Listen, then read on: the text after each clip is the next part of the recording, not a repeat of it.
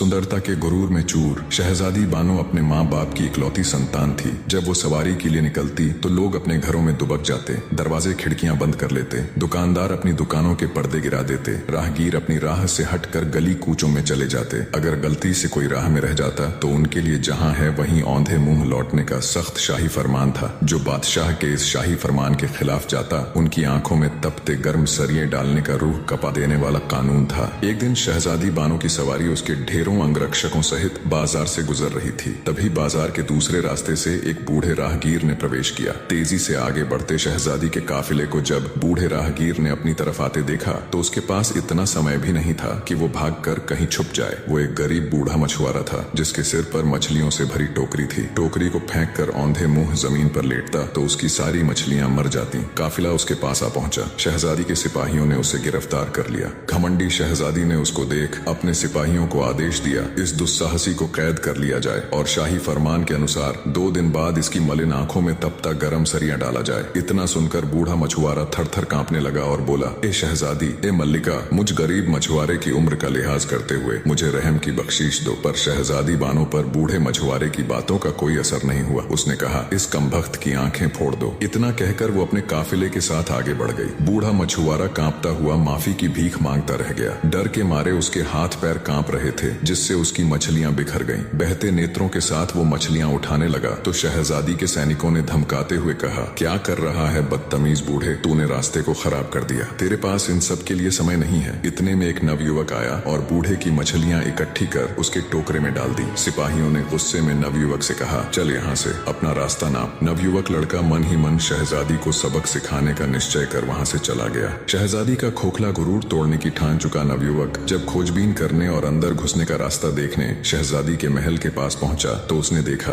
वहां बहुत कड़ा पहरा था। कदम कदम पर शहजादी के सिपाही उसके महल की पहरेदारी कर रहे थे। अच्छी तरह से ताक झांक कर वो सही मौके के इंतजार में वापस लौट गया। शहजादी अपने महल के चारों ओर इतना सख्त पहरा रखती थी। रात को जब वो सोती तो उसके कमरे में भी उसके खास पहरेदार पलंग के चारों ओर खड़े होकर उसकी निगरानी करते। फिर एक दिन शहजादी के दिल में पता नहीं क्या आया कि वो अकेली सोने को तैयार हो गई। इसी मौके की तलाश में नवयुवक बहुत दिनों से था। आधी रात को वो महल के सभी पहरेदारों को चकमा देते हुए शहजादी के कमरे में दाखिल हुआ। देखा शहजादी पूरे इत्मीनान से सो रही थी। पूरे कमरे में एक से बढ़कर एक शाही चीजें रखी हुई थीं। तभी उसकी नजर वहां रखे लाल पत्थर पर गई जिसकी चमक से पूरे कमरे में रोशनी फैली हुई थी। उसने चुपचाप वो हीरा उठाया और जिस रास्ते आया था उसी रास्ते महल से चला गया। शहजादी की नींद खुली और कमरे में अंधेरा देखा तो वो घबरा गई। घबराकर शहजादी बिस्तर से उठ खड़ी हुई और हाथों से टटोलते हुए घंटे से बंधी जंजीर तक पहुंची और जंजीर खींच दी। घंटे की जोर जोर की आवाज सुनकर शहजादी के नौकर चाकर उसकी बांदियां तुरंत उसके पास पहुंची। उधर बादशाह और मल्लिका भी घंटे की आवाज सुनकर उठ गए। मल्लिका ने बादशाह से कहा,